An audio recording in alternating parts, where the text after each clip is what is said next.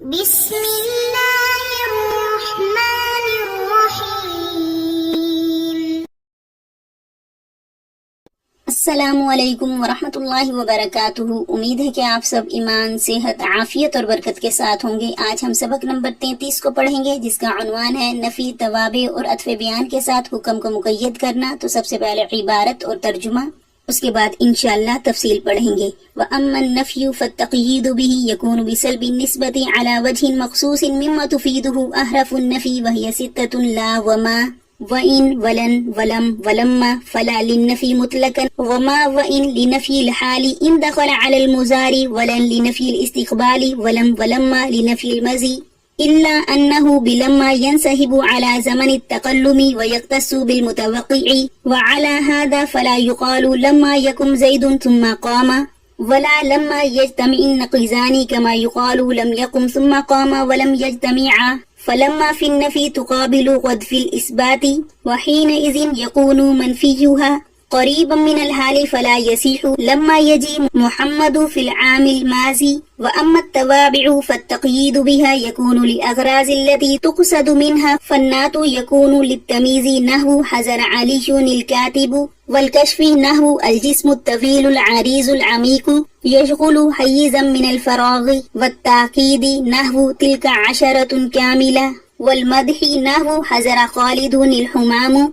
والذم نحو وامرأته حمالة الحطب، والترحم نحو ارحم إلى خالد المسكين. وعطف البيان يكون لمجرد التوزيع نحو أقسم بالله أبو حفص عمر، أو للتوزيع مع المدح نحو جعل الله الكعبة البيت الحرام قياما للناس. ويكفي في التوزيع أن يوزه الثاني الأول عند الاجتماع، وإن لم يكن أوزه منه عند الانفراد كعلي زين العابدين والأسجد الذهب. وعطف النسك يكون لأغراض التي تؤديها أحرف العطف، كالترتيب مع التعقيب في الفاء ومع التراخي في ثم. والبدل يكون لزيادة التقرير والإيضاح، نحو قدم ابن علي في بدل الكل وسافر الجند، أغلبه في البدل البعض، ونفعني الأستاذ علمه في بدل الاشتمال. اب ترجمہ دیکھیے۔ بہرحال نفی بس مقید کرنا، اس کے ساتھ مخصوص طریقے پر نسبت کو سلب کرنا ہوتا ہے، جس کا فائدہ حروف نفی دیتے ہیں، اور وہ 6 ہیں: لا اور ما، ان، ولن اور لم اور لما۔ پس لا مطلقاً نفی کے لیے آتا ہے، ما اور ان حال کی نفی کے لیے ہوتے ہیں اگر دونوں مضارع پر داخل ہوں، اور لن نفی استقبال کے لیے، لم اور لما نفی ماضی کے لیے، مگر یہ کہ لما کے ذریعے ماضی کی نفی زمانہ تکلم تک پہنچ جاتی ہے، اور لما کو خاص کیا جاتا ہے متوقع کے ساتھ، اور اسی بنا پر پس نہیں کہا جائے گا لما یکم زید ثم قام، اور نہ ہی ابھی تک نقیضین جمع ہوئی ہیں، جیسا کہ کہا جاتا ہے لم یکم ثم قام، اور نہیں جمع ہوئی 2 نقیضین۔ پس لما نفی میں قد کے مقابلے میں آتا ہے، جو کہ اس بات میں ہے اس وقت لما نفی کو حال کے قریب کر دیتا ہے، پس نہیں صحیح ہوگا یہ کہنا اب تک محمد نہیں آیا گزشتہ سال میں۔ اور بہرحال توابع پس مقید کرنا ان کے ذریعے ان اغراض کے لیے ہوتا ہے جن غرضوں سے ان توابع کا ارادہ کیا جاتا ہے۔ پس نعت تمیز کے لیے ہوتی ہے، جیسے کاتب علی آیا، اور کشف کھولنے کے لیے، جیسے جسم لمبا چوڑا گہرا جو بھر دیتا ہے خالی جگہ کو، اور تاکید جیسے یہ پورے 10 ہیں، اور مدح جیسے بلند ہمت والا خالد حاضر ہوا، اور مذمت جیسے ہلاک ہو اس کی عورت جو سر پر لکڑیاں اٹھائے پھرتی ہے، اور رحم طلب کرنے کے لیے جیسے تو خالد مسکین پر رحم کر۔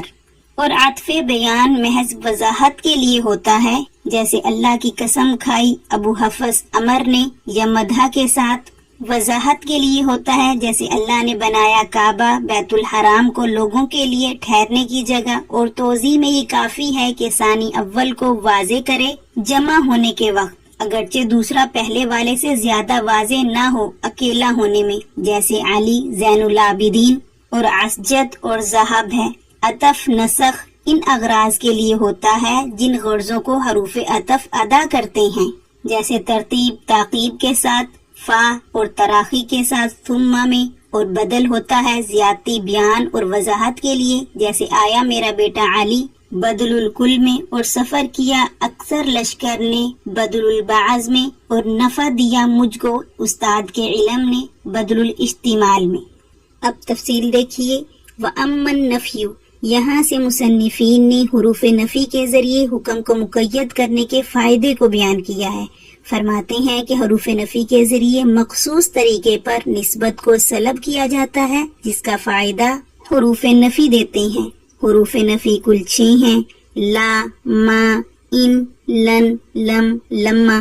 اس کے بعد مصنفین نے ہر ایک کی تفصیل بیان کی ہے، تو سب سے پہلے لا کے بارے میں سمجھیے کہ لا مطلقاً نفی کے لیے آتا ہے، اور مطلقاً کا مطلب یہ ہے کہ ماضی، حال، استقبال وغیرہ کسی زمانے کی کوئی قید اس میں نہیں ہے۔ جیسا کہ بعض حروف نفی میں زمانے کی قید بھی ملحوظ ہوتی ہے، جیسے کہ لا زیدہ فی الحجرتی، زید گھر میں نہیں ہے، تو اس مثال میں لا سے مطلقاً زید کے گھر میں ہونے کی نفی ہو رہی ہے، کسی زمانے کا کوئی لحاظ نہیں کیا گیا۔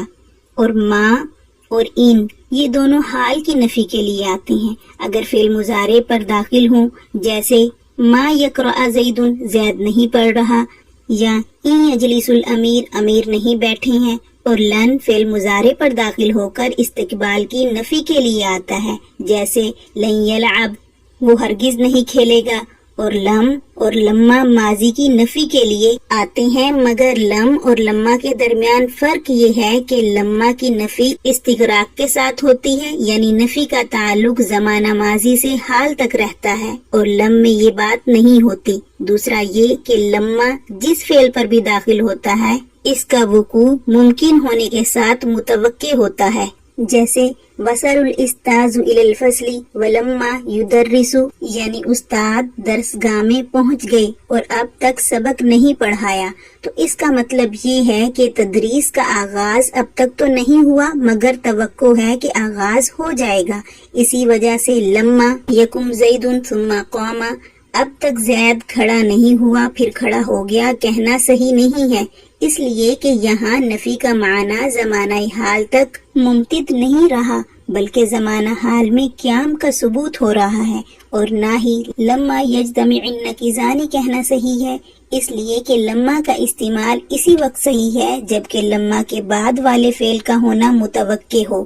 اور نقیضین کا اجتماع جو ہے وہ متوقع ہی نہیں ہے، اس لیے لما یجتمع النقیضان کہنا بھی صحیح نہیں ہے، برخلاف لم کے۔ لم چونکہ متوقع کے ساتھ مخصوص نہیں ہے بلکہ صرف نفی کا معنی دیتا ہے، اس لیے لم یکم ثم قام اور لم یجتمعا این نقیضانی کہنا صحیح ہے، گویا کہ لما نفی کا معنی دینے میں ایسے ہی ہے جیسے قد اس بات میں، اس لیے کہ قد جب فعل مضارع پر داخل ہوتا ہے تو اس سے استقبال کے معنی ختم کر دیتا ہے اور حال کا معنی پیدا کر دیتا ہے، اور اسی طرح لما کے ذریعے جو نفی ہوتی ہے وہ حال سے قریب ہوتی ہے، اسی وجہ سے لما یجی محمد فی العام الماضی کہنا بھی صحیح نہیں ہے، کیونکہ اس میں عام الماضی کی قید لگی ہے جس کی وجہ سے حال کا ترجمہ نہیں ہو سکتا، اگر صرف لما یجی محمد ہوتا تو صحیح تھا۔ وَأَمَّا التَّوَابِعُ، یہاں سے مصنف حکم کو توابع کے ذریعے مقید کرنے کی وجہ کو بیان کر رہے ہیں۔ فرماتے ہیں کہ جب حکم کو توابع کے ساتھ مقید کرتے ہیں ان اغراض کا ارادہ کرتے ہوئے جو ان توابع سے حاصل ہوتے ہیں، ان توابع میں ایک صفت ہے، کبھی کلام میں صفت کو ذکر کرتے ہیں تاکہ وہ صفت موصوف کو جدا کر دے، جیسے حضر علیش الکاتب، اگر حضر علیشو کہتے تو اس میں غیر کا احتمال تھا جو اس کی اسمیت میں شریک ہے، جب کاتب کہا تو دوسرے کا احتمال ختم ہو گیا، گویا کہ اس صفت نے موصوف کو اس کے ما سوا سے جدا کر دیا۔ والکشفی، یعنی کبھی صفت کو ذکر کرتے ہیں موصوف کی وضاحت کے لیے ایسے مقام میں جہاں پر موصوف کی تعریف کی ضرورت ہو، مثلا مخاطب موصوف کی حقیقت سے ناواقف ہیں، ایسے موقع پر موصوف کے لیے صفت لا کر اس کی وضاحت کرتے ہیں، جیسے کہ الجسم الطویل العریض العمیق، تو اس مثال میں طویل، عریض، عمیق ان تینوں کا مجموعہ جسم کے لیے صفت کاشفہ ہے، اس لیے کہ ان تینوں کے ذریعے جسم کی تعریف اور وضاحت ہوتی ہے۔ اور کبھی صفت کو ذکر کرتے ہیں تاکید کے لیے تاکہ کلام میں پختگی آ جائے، جیسے کہ تلک عشرۃ کاملہ، تو اس مثال میں کاملۃ عشرہ کی صفت ہے جو کہ تاکید کے لیے لائی گئی ہے۔ اور کبھی صفت کو مدح کے لیے ذکر کیا جاتا ہے یعنی تعریف کے لیے، جیسے حضر خالد الحمام، تو اس مثال میں الحمام خالد کی صفت ہے جو کہ مدح یعنی تعریف پر دلالت کرتی ہے۔ اور کبھی صفت کو ذکر کرتے ہیں مذمت کے لیے، جیسے کہ وامرأتہ حمالۃ الحطب، تو اس مثال میں حمالۃ الحطب صفت ہے امرأہ کی یعنی عورت کی جو کہ مذمت پر دلالت کرتی ہے۔ اور کبھی صفت کو ذکر کرتے ہیں رحم طلب کرنے کے لیے، جیسے کہ ارحم الی خالد للمسکین، تو یہاں پر مسکین خالد کی صفت ہے جو کہ رحم طلب کرنے پر دلالت کر رہی ہے۔ وعطف البیانی، یہاں سے حضرات مصنفین عطف بیان کو لانے کا مقصد بیان کر رہی ہیں کہ عطف بیان لانے کا مقصد یہ ہے کہ اس کے ذریعے مطبوع کی وضاحت ہو جاتی ہے، جیسے کہ اقسم باللہ ابو حفص عمر، اللہ کی قسم کھائی ابو حفص یعنی عمر نے، تو اس مثال میں عمر عطف بیان ہے اور اس کے ذریعے ابو حفص کی وضاحت ہو رہی ہے کہ ابو حفص اور عمر دونوں ایک ہی ہیں۔ اور کبھی کبھی عطف بیان کو لانے کا مقصد وضاحت اور مدح ہوتا ہے، جیسے کہ جعل اللہ الکعبۃ البیت الحرام قیاما للناس، اس آیت مبارکہ میں بیت الحرام کعبہ کا عطف بیان ہے جس سے کعبہ کی وضاحت بھی ہو رہی ہے اور مدح بھی۔ وضاحت تو ظاہر ہے کہ کعبہ سے مراد بیت الحرام ہے، اور مدح اس طور پر کہ کعبہ ایسا گھر ہے جس میں لڑائی، جھگڑا، فسق اور فجور سب حرام ہے اور اس میں داخل ہونے والا شخص مامون رہتا ہے۔ وَيَكْفِي فِي التَّوْضِيحِ، یہاں سے مصنفین فرماتے ہیں کہ وضاحت کے لیے صرف اتنا کافی ہے کہ اگر عطف بیان اور اس کے مطبوع جس کا وہ عطف بیان ہے اس کا اجتماع ہو جائے تو دوسرا اول کی وضاحت کر دے، خواہ انفرادی حالت میں بیان اس سے زیادہ واضح نہ ہو، جیسے کہ علی زین العابدین اور اسجد الذہب، یعنی کوئی شخص علی کو نہیں جانتا تھا، اس کی وضاحت زین العابدین نے کر دی، یا اسجد کو نہیں جانتا تھا تو اس کی وضاحت ذہب یعنی سونے نے کر دی۔ اب ان دونوں مثالوں میں پہلی یعنی ثانی زین العابدین اول یعنی علی کے مقابلے میں زیادہ واضح نہیں ہے، اور دوسری مثال میں ثانی اول کے مقابلے میں زیادہ واضح ہے، مگر اجتماع کے وقت ایک دوسرے کی وضاحت کر دیتا ہے، اور عطف بیان میں اتنا ہی کافی ہے۔ وعطف النسق، یہاں سے مصنفین عطف بحرف کے ذریعے کلام کو مقید کیے جانے کی وجہ بیان فرما رہی ہیں کہ عطف نسق کے ذریعے کلام کو مقید کرنا ان اغراض کے لیے ہوتا ہے جو حرف عاطفہ سے حاصل ہوتے ہیں۔ مثلا حروف عاطفہ میں سے ایک حرف فا ہے جو ترتیب اور تعقیب دونوں کا فائدہ دیتا ہے، تو گویا فا کے ذریعے عطف کرنا ترتیب اور تعقیب کے مقصد کے لیے ہوگا، جیسے جاء زید فخالد، زید آیا فوراً، اس کے بعد خالد آیا۔ اب اس مثال میں ایک تو دونوں کے آنے کی ترتیب معلوم ہوئی کہ آنے میں زید مقدم ہے اور خالد مؤخر ہے، اور تعقیب پر بھی دلالت ہوئی اس طور پر کہ زید کے آنے کے فوراً بعد خالد آ گیا،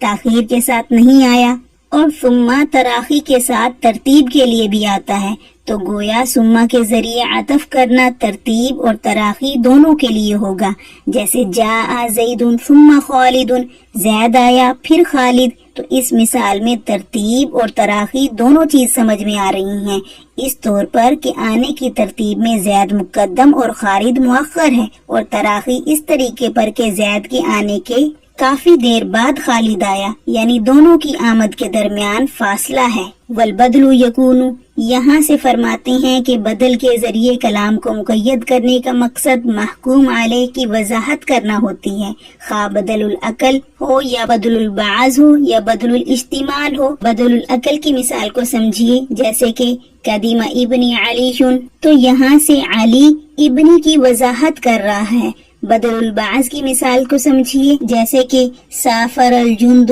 اغلبہ، تو یہاں سے اغلبہ الجند کی وضاحت کر رہا ہے کہ سفر کے لشکر کا اکثر حصہ روانہ ہوا ہے، نہ کہ پورا لشکر۔ اور بدل الاشمال کی مثال کو سمجھیے، جیسے کہ نفعنی الاستاذ علمها، تو یہاں سے علمها استاد کی وضاحت کر رہا ہے کہ استاد کی جس چیز سے فائدہ حاصل کیا ہے استاد اس پر مشتمل ہے، یعنی وہ چیز استاد کے اندر موجود ہے اور وہ علم ہے، کیونکہ بغیر علم کے کسی کو استاد نہیں بنایا جاتا۔ آج کے سبق کے متعلق کچھ سوالات ہیں، وہ نوٹ فرما لیجئے۔ سوال نمبر 1، نفی کے ساتھ حکم کو مقید کرنے کی وجہ بیان کریں۔ سوال نمبر 2، حروف نافیہ کتنے ہیں اور کون کون سے ہیں۔ سوال نمبر 3، لم اور لما میں فرق بیان کریں۔ سوال نمبر 4، توابع کے فوائد کتنے ہیں اور کون کون سے ہیں۔ سوال نمبر 5، عطف بیان کے فوائد ذکر کریں۔ سوال نمبر 6،